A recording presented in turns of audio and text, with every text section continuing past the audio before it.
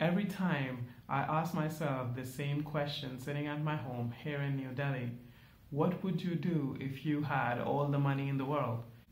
And every time my mind answers me the same answer: travel.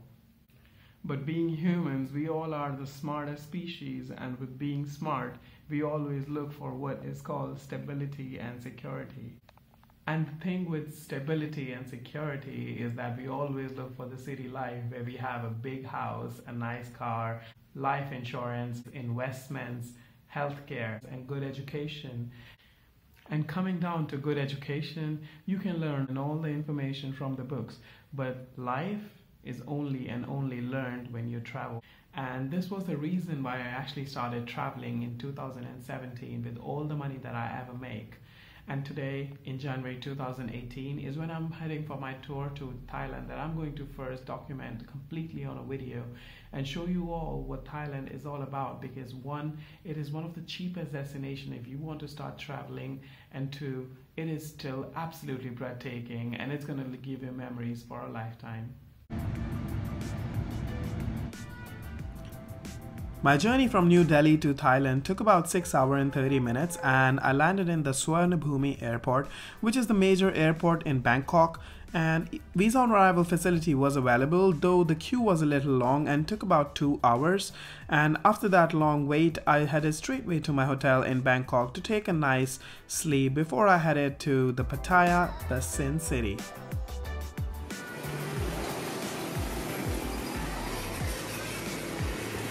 Pattaya is well known for its infamous walking street. However, what I found, Pattaya is a great city with a lot more stories to tell.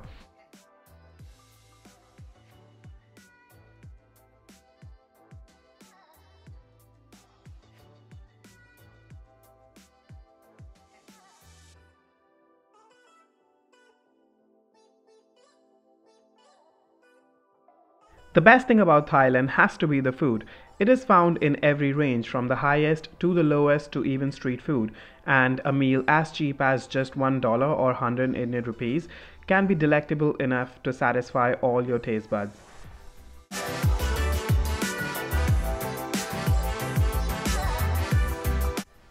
Restaurants are located at every nook and corner of the city, and they serve the cuisines all across the world, with seafood being the specialty, and it's a heaven for non-vegetarians, though vegans can still find good options to eat. Pattaya Beach is a rather ordeal, and it is definitely not one of the cleanest beaches in Thailand, though you can come around in a lazy afternoon and take a bench on rent for just 100 baht and lie around, spending your cozy afternoon and evening here relaxing.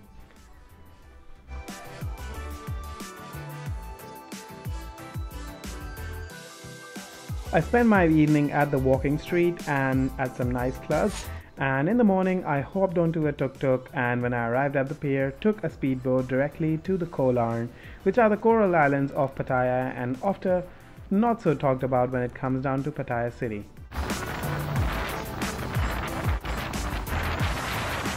The Koh LARN has a collection of beaches which are one of the finest and the most pristine beaches in the world. They have the clearest blue waters, and you can have a leisurely swim, just relax in the afternoon, or even do water sports like jet ski, paragliding and parasailing, kayaking, etc. There's a collection of restaurants at every beach, and one of the famous beaches is the TIEN beach at my back. The TIEN beach came to me as a complete surprise while I stumbled across it during riding my bike, which I rented at the market in Koh LARN. The TIEN beach is amazing for swimming and has a collection of fine corals, though beware, if you step on one you have to pay a huge fine and maybe in prison too.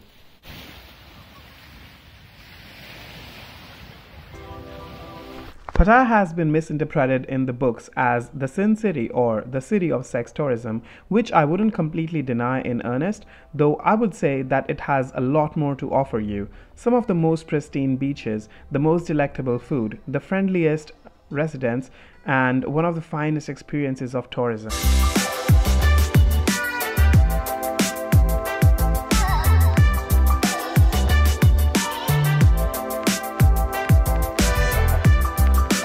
I left Pattaya with a lot of good memories and took a bus to Bangkok to continue my journey ahead to Phuket. If you're a solo traveler like me in Thailand, bike taxis can be a savior for you. They are available almost everywhere and are much cheaper than the conventional metered taxis.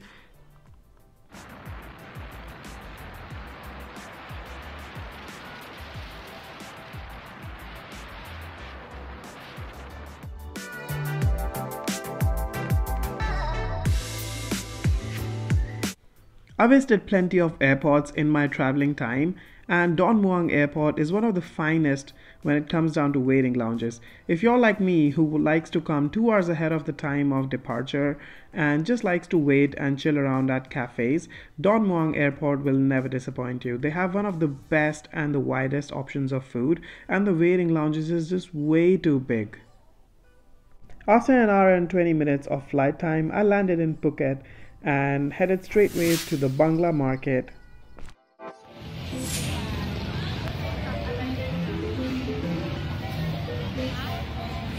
Phuket to Thailand is what Goa is to India and Ibiza is to the world.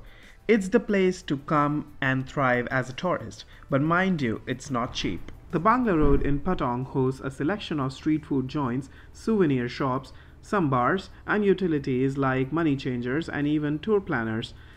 Walk straight and take a left and you will enter the JUNGCEYLON. JUNGCEYLON is actually a foodie's paradise. It hosts best restaurants and fine dining experiences that you can find in Phuket. However, most of the restaurants in JUNGCEYLON are towards the pricey end, and a meal for two would actually take you down by 1000 baht, that is about 2000 rupees.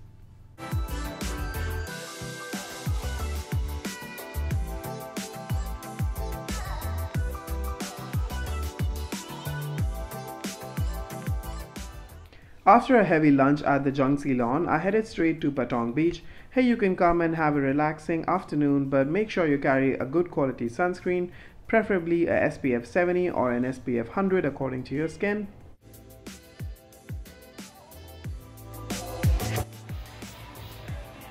Nightlife in Bangla Road is worth experiencing. There are some of the amazing bars, food joints, there's even a McDonald's, and yes, not to mention some of the best clubs in the world are located in the Bangla Road.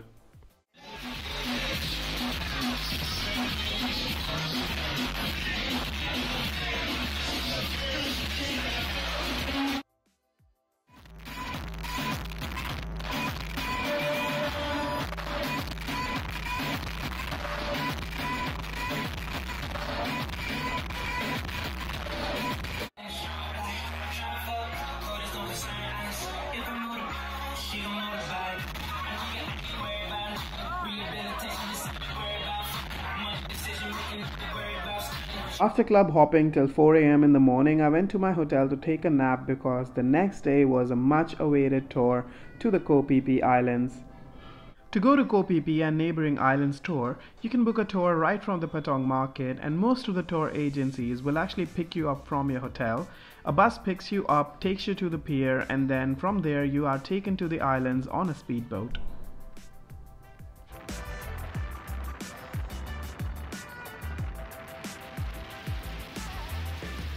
Journey from Phuket to Koh Phi Phi takes about 2 hours and the view is very scenic. After a night of partying, you can actually relax here during the journey, though you need to have a very steady backbone because the speedboats are way too fast and way too shaky.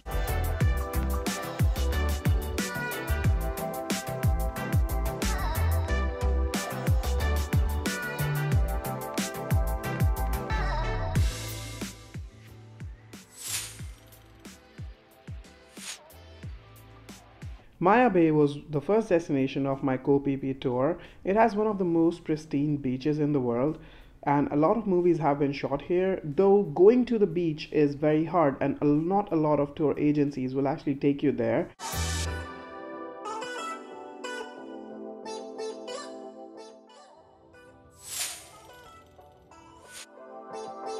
After visiting Maya Bay, we were taken about a kilometer off the islands and we had a snorkeling session in the middle of the ocean, which was really exhilarating. You can also do some diving if you want to.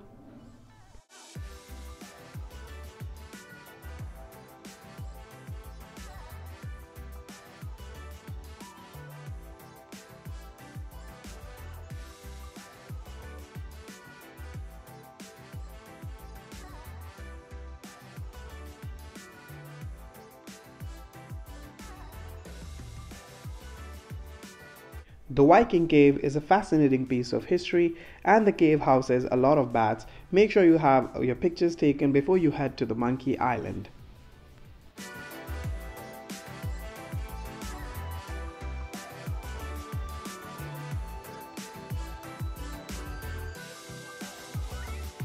The monkeys in Monkey Island are very friendly, but make sure you don't feed them anything. After having my visit to Monkey Island, I had my lunch and then headed to the Stone Island. At the Stone Island, we were given about an hour to have some snacks and another snorkeling session, which was very good. The island tour took about 1 day, though I still missed a lot of good islands like James Bond Island, so you should take about 2 days if you want to visit all of them. The best thing about Phuket is actually you can get fruits almost everywhere. Fresh fruits and fresh juices are available at very cheap rates, so if you are into healthy eating, it's a paradise. My visit to Phuket was definitely one of the highlights of my trip. And even though a little pricey, Phuket is definitely worth all the extra money you pay here, so it's definitely a must visit if you come to Thailand. After Phuket, I headed straight to Bangkok for the last 2 days of my trip. Bangkok is an amazing city with an amazing infrastructure. Traffic congestions are not very rare, just like any other part of Asia. But then you can see the traffic being managed very well, and if there is a jam, it is sorted out very quickly. One thing to mention about Bangkok is that you do not need to waste a lot of money when it comes down to taxis. The public transportation system is just splendid and it comprises of the BTS, the MRTs and the public buses, which are connected very well. Just make sure you take your hotel at a convenient location that is in close vicinity to one of the stations. The network is very big and connects most of the popular destinations. The ticketing system is very user-friendly and a ticket to most of the destinations will never cost you more than $1. On average, they cost about half $1, and the stations are very well managed. They have utilities like food joints, so you can always take a bite or a drink during your long journey if it's boring for you. The trains are very well equipped. Most of them are air conditioned and no magnetic levitation here, but yes, they are very silent. The people here follow a very silent norm and you will not hear a lot of noise in the trains, and make sure you follow these public etiquettes when you are in Thailand. The MBK Mall in Bangkok is one of the best malls when it comes down to tourist shopping. You can buy ample amount of souvenirs, gifts, clothes, gadgets, watches, caps, and some customized products for your family and friends. Make sure you definitely take a visit at the MBK Mall. They have some great quality products at not very high prices and definitely cheaper than the other malls in SIAM.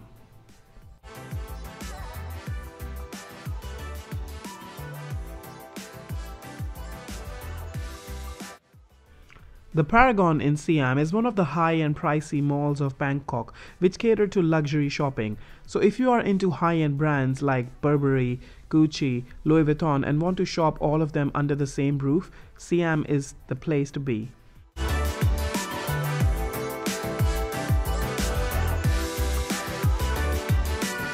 The Paragon also hosts a collection of luxury car maker showrooms, so you can find most of the luxury car brands like Maserati, Rolls-Royce, McLaren, all hosting their displays of their latest cars. So you can go around and take pictures, and if you're rich enough, yes, go ahead and buy one.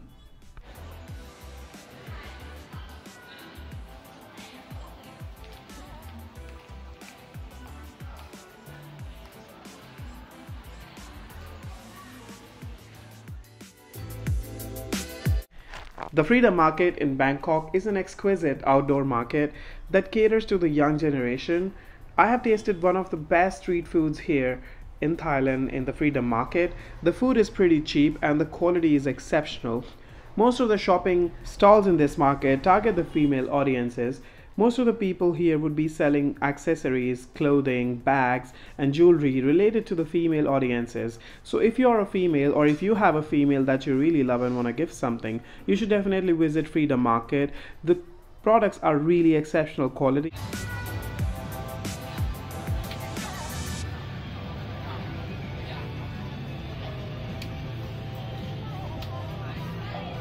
So it'll be unfair if I don't mention Pad Thai, which was actually my favorite dish in Thai cuisine. If you're a vegan, you can have it with tofu. If you're a non-vegetarian, you can have it with meat or seafood.